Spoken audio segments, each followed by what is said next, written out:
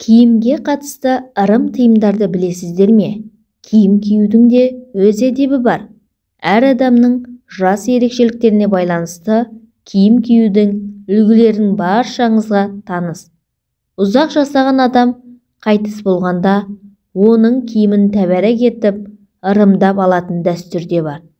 Мен де сол кісінің жасына жете берейін, сол кісідей құрметті, сыйлы болайын деп көзі тірісінде-ақ аттай қалап алатын наным сенімде бар.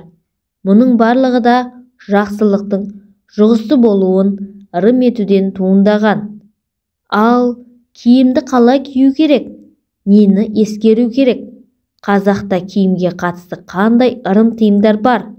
Бұл жайлы әрдайым есте сақтап, кейінгілерге насихаттай жүріңіздер.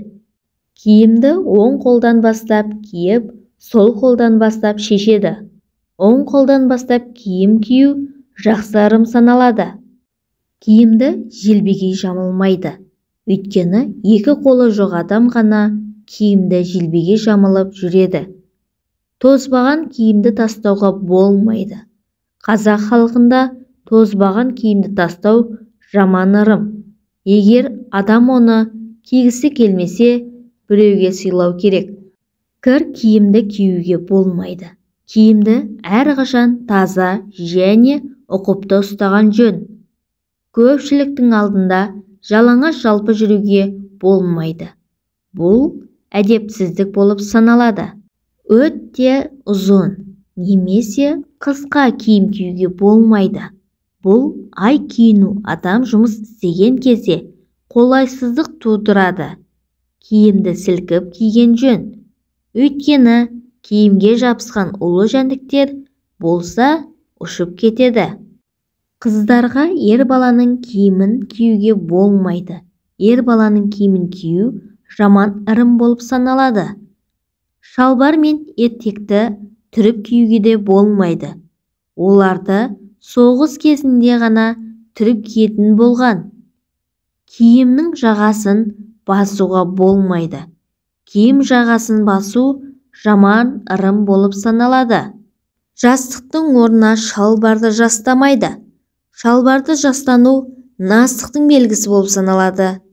Бас киімді тебуге, лақтыруға, теріс киюге болмайды. Жақсылықтың бәрі адамның маңдайында жазылады.